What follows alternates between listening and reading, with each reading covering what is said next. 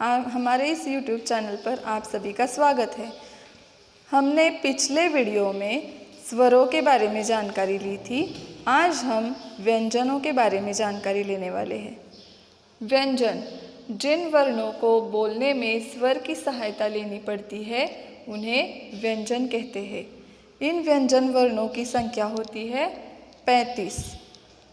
जब हम स्वर सीख रहे थे तब हमने देखा था कि स्वरों का स्वतंत्र अस्तित्व होता है और स्वरों का उच्चारण करने के लिए हमें दूसरे किसी वर्ण की सहायता नहीं लेनी पड़ती है।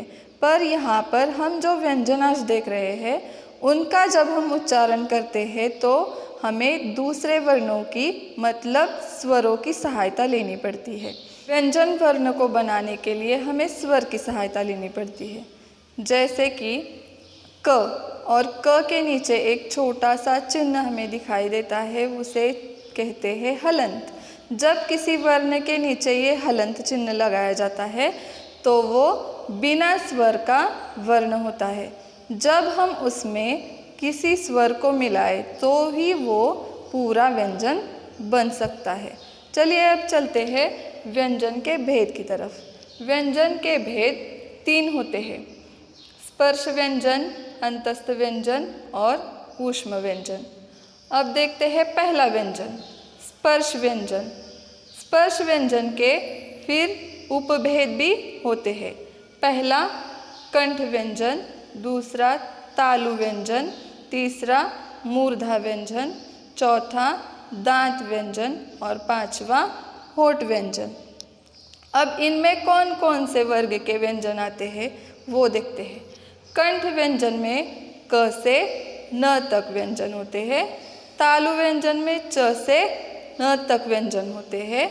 मूर्धा में ट से न तक, दांत में त से न तक और होठ व्यंजन में प से म तक व्यंजन होते हैं।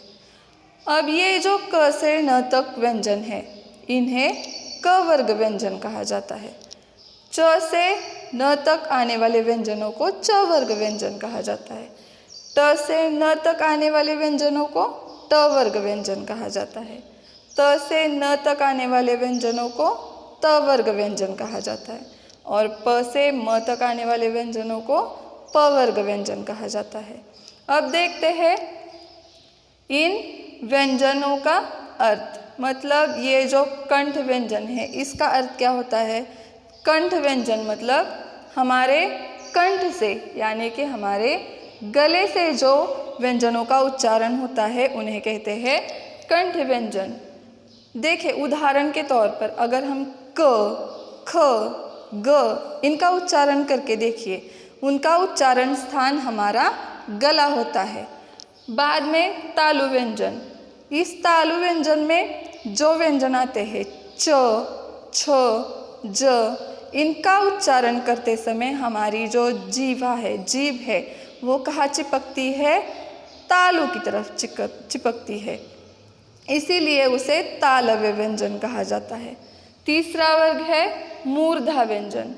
अब इस वर्ग में आने वाले जो व्यंजन हैं उनका उच्चारण करते समय हमारी जीभ बीच में ही घूमती रहती है, मुंह के बीच में घूमती रहती है।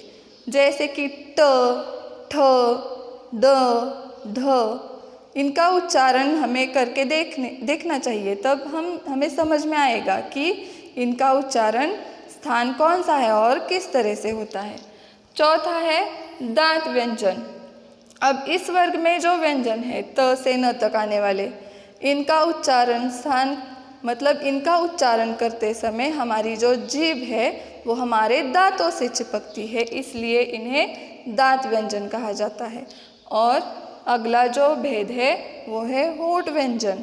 उनका उच्चारण करते समय हमारे जो ओठ है वो एक दूसरे से चिपकते हैं, इसलिए उन्हें होठ व्यंजन कहा जाता है।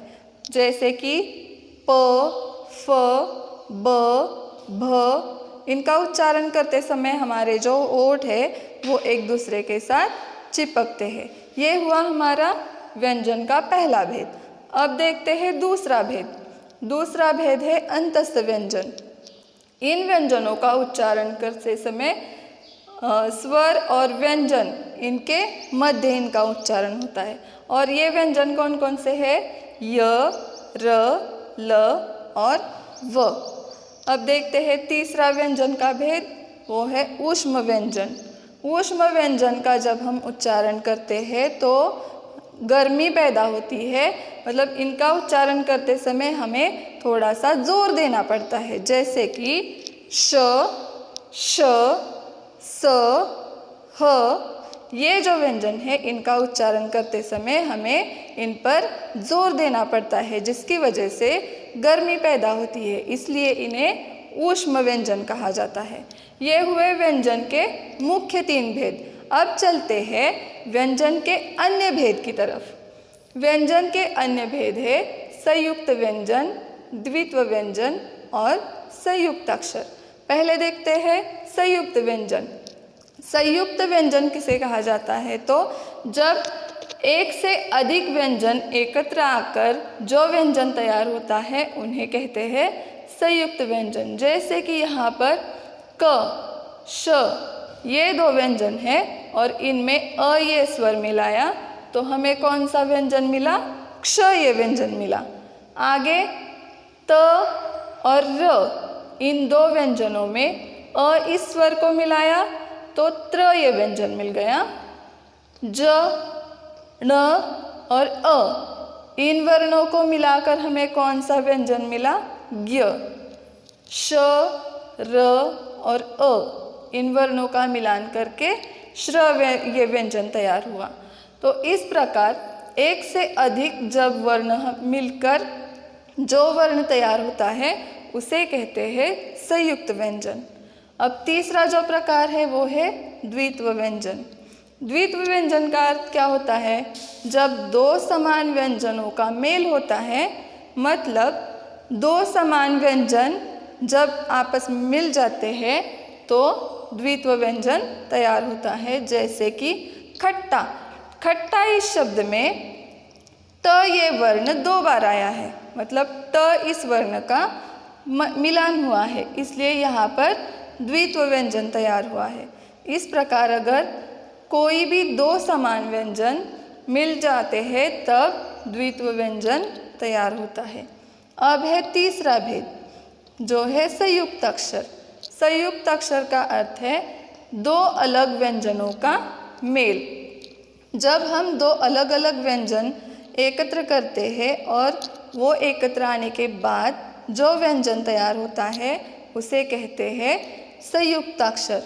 है हमारे अगले भाग की तरफ, जिसका नाम है अयोगवाह। अयोगवाह किसे कहा जाता है? जो कभी अकेला नहीं आता है, हर वक्त उन्हें व्यंजन की सहायता लेनी पड़ती है और ये व्यंजन के साथ ही आते हैं। तो देखते हैं पहला अयोगवाह, अनुस्वार। अनुस्वार किसे कहते हैं? वर्ण के ऊपर लगने वाले बिंदु को अनुस्वार कहते हैं। अब ये जो अनुस्वार है इनका उच्चारण स्थान हमारा नाक होता है, इनका उच्चारण हमारे नाक से होता है। जैसे पंख, भंग। अब ये जो प पर ये लगा हुआ बिंदु है जिसे हम अनुस्वार के नाम से जानते हैं, तो हम इसका उच्चारण करते समय पंख ऐसे करते हैं, तो ये जो अनुस्वार का उच्चारण हमारे नाक से निकल कर आता है, इसलिए इसे अनुस्वार कहते हैं। दूसरा अयोगवाह है विसर्ग। वर्ण के बाद लगने वाला दोहरा बिंदु उसे विसर्ग कहा जाता है। जैसे कि पुनः, अतः। ये जो विसर्ग है इसका उच्चारण ह ऐसे होता है। तीसरा अयोगवाह है अनुनासिक। वर्ण के ऊपर लगने वाला चंद्र बिंदु उसे हम अनुनासिक कहते हैं। अब ये जो अनुनासिक है इसके उच्चारण स्थान हमारे नाक और गला, इन दोनों से इसका उच्चारण किया जाने की वजह से उसे अनुनासिक कहा जाता है। जैसे कि गाँव, छाव। इस प्रकार हमने आज व्यंजन के भेद, व्यंजन के अन्य भेद और अयोगवाह इनके बारे में जानकारी ली। धन्यवाद।